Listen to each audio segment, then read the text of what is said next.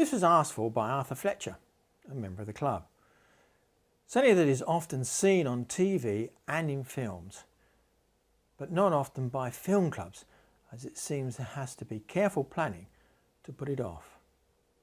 However, apart from a dry run the night before, lasting only about an hour, to get the basic idea of where the various lights should be, this scene was set up with all the lights and shot in little more than 1.5 hours. So, let's have a look at the first scene, which is shot using just available daylight.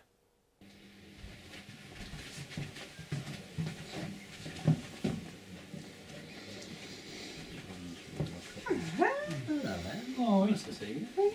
Just saying about on Tuesday when I come round, perhaps we can sort out Arthur going on the eBay and getting that camera stand, £100 and 2 extra lights, a special light. And now, the finished scene.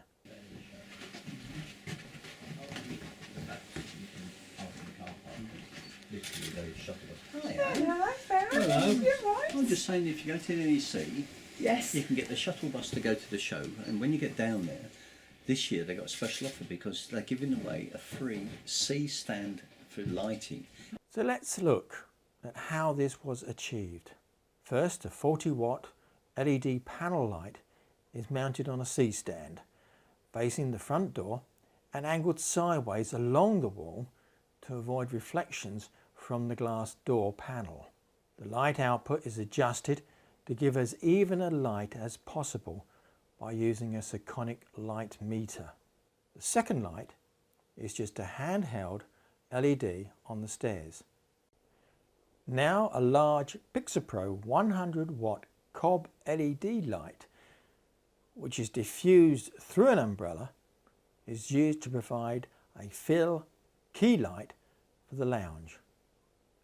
First as a key light when the actress enters the room, then giving way to the light through the window as a fill light when she moves towards the men seated.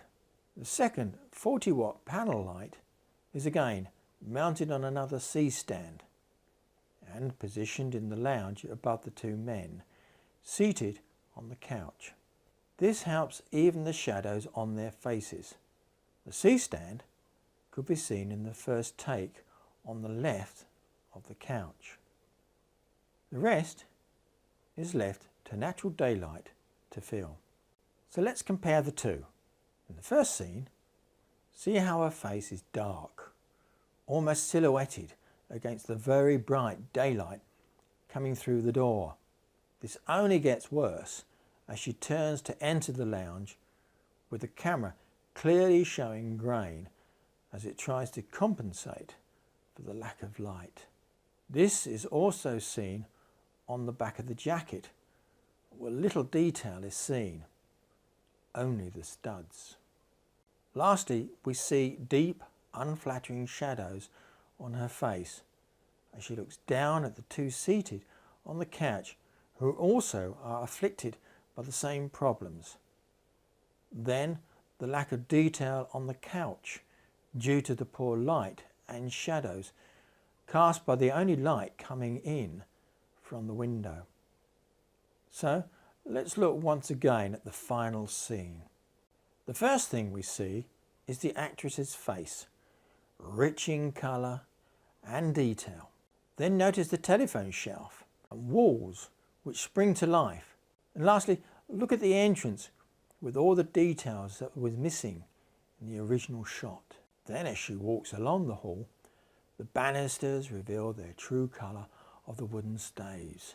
Then as she comes closer to the camera, it's not struggling with grain due to lack of light, nor is her face burnt out due to careful setting of the light levels.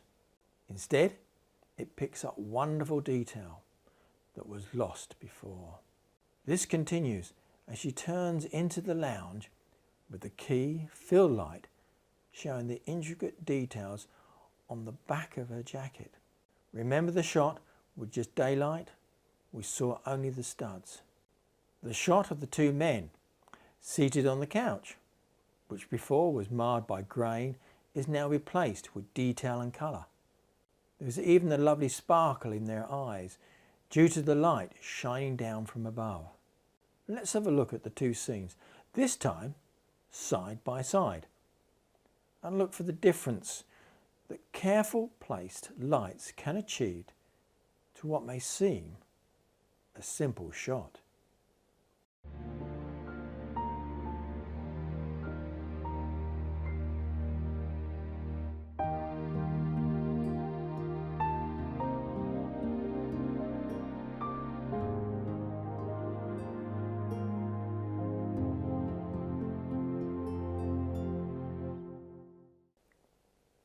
And lastly, for the first reaction on knowing we've got it right.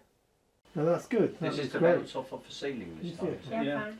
It's better already on the frames, isn't it? Ah, Natural we've look. got it. We've Oh, got that's it great. cracked. Looks great. Oh, that's more natural. He said he'll play for the car park. Hello. How you doing? Nice to see you. You're right. You're going to do a cup of tea? But just saying that, Mike said he might come to the NEC as well. Anything, he'll play for the car park.